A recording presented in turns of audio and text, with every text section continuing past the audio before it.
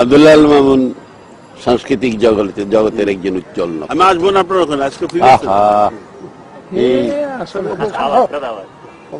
সময় বোঝে না, এই কারণে বেশি দিন থাকে না, ভারপ্রাপ্ত ভারমুক্ত হয়ে যায়। 3 মিনিটে মাননীয় স্পিকার কিছুই হয় না, ওই মহিলা নার্ভাস হয়ে যায় 3 মিনিটে। আর নারীর এত ক্ষমতায়তনে কি যে কষ্টে আছি এই দেশের মধ্যে।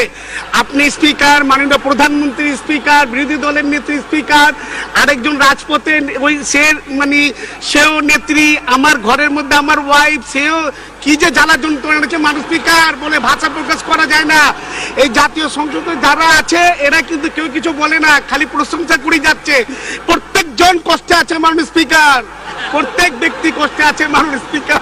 সন্ধিক্ষণে দাঁড়িয়ে আপনি আমাকে বাজেট আলোচনায় অংশগ্রহণের সুযোগ দিয়েছেন এবং এই সংসদের প্রথম একজন সরি ভুল হয়ে গেছে সুযোগ, সেজন্য আপনাকে ধন্যবাদ। আমি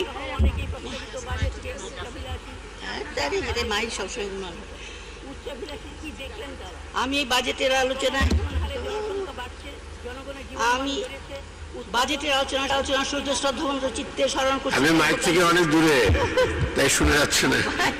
ঠিক হয়ে যাবো, হচ্ছে না গো, আমি তো দাঁড়িয়ে আছি স্টেজে, কেন হচ্ছে?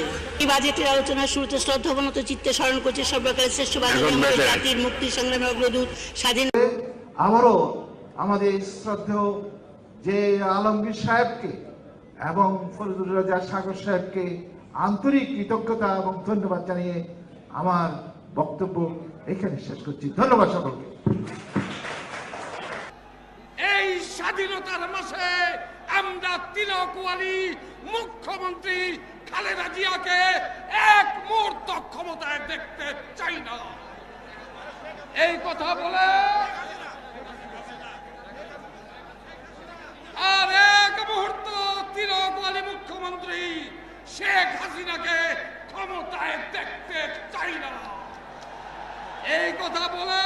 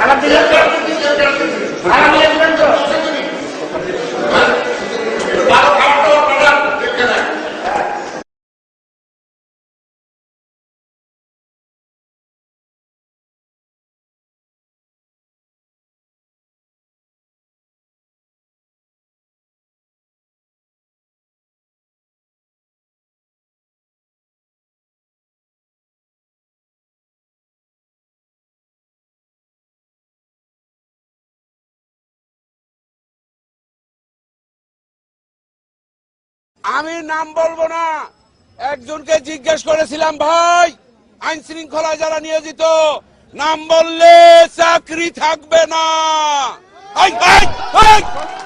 শালার বুতেরা চুপ থাক। উনি বললেন আল্লাহর কাছে, ওই শালার বুতেরা দেন, শালার বুতেরা আরে বানাই দেওয়া হয় না, আল্লাহর কাছে বিচার রইল।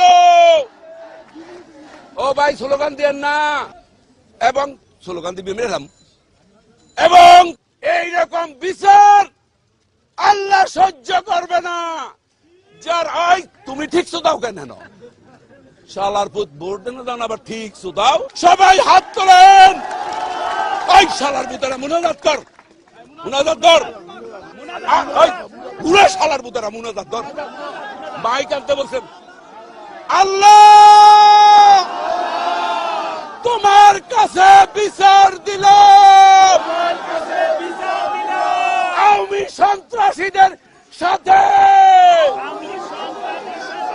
ওই এটা করে কোনদিন মনে মনে খুবই সারা কলেমা তয়্যিব লা ইলাহা ইল্লাল্লাহু মুহাম্মাদুর রাসূলুল্লাহ।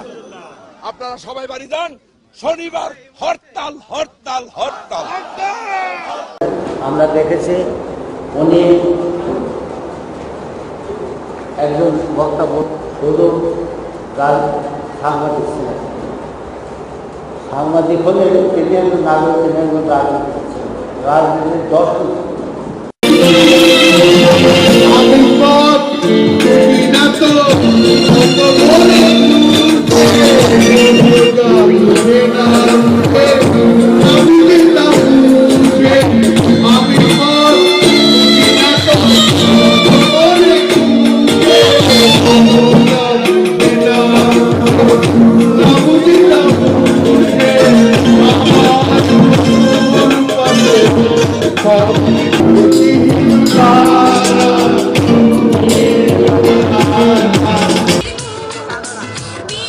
সাধারণের মতো আর 5টা গায়ে হলুদের অনুষ্ঠান নয়, এই গায়ে হলুদে রয়েছে আলাদা চমক।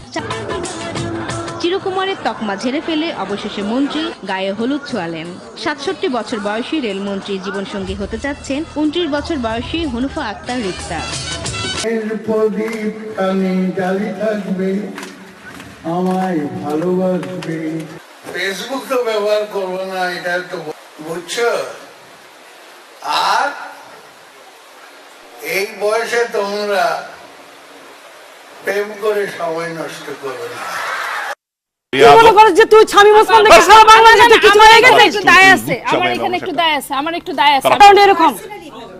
কাপড় তুলে কথা বলে, আর একটা খারাপ কথা বলে এখানে কিন্তু সমস্যা হবে। আমি যা করবো নারায়ণগঞ্জে যে কাপড়টা তুলে কথা বলো, অর্ধেক তুলে কথা বলে গালি যায়, দেখবেন গালি। এই 1000 টাকা তার লাগে তার ফিসের জন্য, তার বইয়ের জন্য, তার খাওয়ার জন্য, তার চলাফেরা ট্রান্সপোর্টের জন্য দিনে 1000 টাকা খরচ করে। আর আমি তার কাছ থেকে কত চাচ্ছি?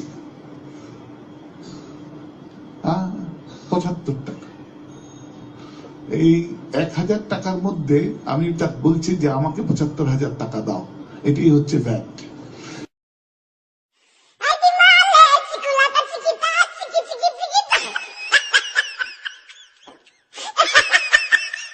আপনাদের জানেন যে মাননীয় প্রধানমন্ত্রী তার ভিতরে একটা সরলতা কাজ করে, এবং একটা বিশেষ মধ্যে দেখা যায় যে অনেকের সাথে তিনি গান শুরু করেন, আলাপ আলোচনা, পারিবারিক একটা আবহাওয়ার সৃষ্টি করেন, এইরকম একটা ঘটনা। তো ওয়েস্ট লেকের ওই পরিবেশে গিয়ে হঠাৎ করে তার কি মনে হলো, তিনি বললেন যে একটা বাঁশি ম্যানেজ করো। তো সামহাও একটা বাঁশি ম্যানেজ করা, তোমরা 3 জন দৌড় দিবে, দৌড়ে যে ফার্স্ট হবে তাকে আমি মন্ত্রী বানাবো। এখন যেহেতু প্রধানমন্ত্রী বলেছেন, ওবায়দুল কাদের, আপনার সাবির হোসেন চৌধুরী অনেক যেহেতু কমপ্লাই করতে, ওনারাও দৌড় দিলেন। কিন্তু আবুল হোসেন টুক ইট ভেরি সিরিয়াসলি, সে জোরে দৌড় দিলেন এবং দৌড় দিয়ে সত্যি সে ফার্স্ট হল। এসে সে প্রধানমন্ত্রীকে বলতেছে যে আপনি আমাকে কমিটমেন্ট করেছেন আমাকে মন্ত্রী বানাতে এবং যোগাযোগ মন্ত্রী। প্রধান পরে সেই জিনিসটা আবার তাকে সেদিন থেকে কমিটমেন্ট নিয়ে আসছে এবং তাকে সেটা আবার তাকে স্মরণ করেছে মাননীয় প্রধানমন্ত্রীকে। এই হলো তার যোগাযোগ মন্ত্রী হওয়ার সত্যিকার ইতিহাস। এইভাবেই উনি হলেন দৌড় মন্ত্রী।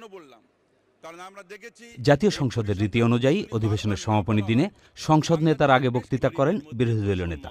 রওশন এরশাদের বক্তৃতা ছিল বেশ দীর্ঘ, টানা 6 ঘন্টার বৈঠক, আর ইফতারেরও বেশি দেরি নেই, তাই স্লিপ দিয়ে মনে করিয়ে দেন পাশে বসা এইচ.এম. এরশাদ।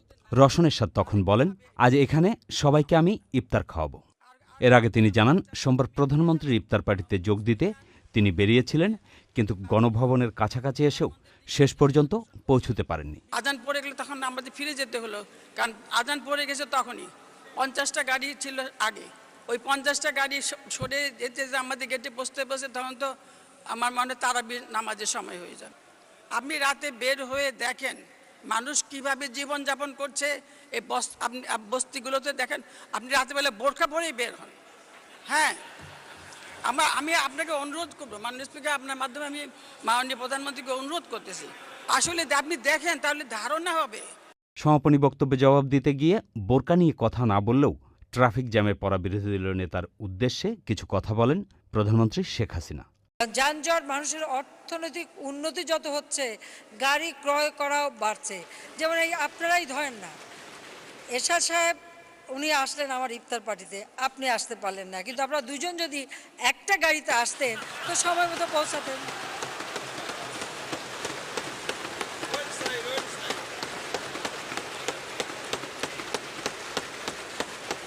বিরোধী দলের নেত্রী আপনি নিজেই বিবেচনা করে দেখেন যে এই দুইখানা গাড়ি, তার মানে যানজট আর একটু বাড়লো, আর একখানা গাড়ি হলে যানজট একটু কমতো। এভাবে সবাই যদি বিবেচনা করে চলে তাহলে তো যানজট একটু কমানো যায়।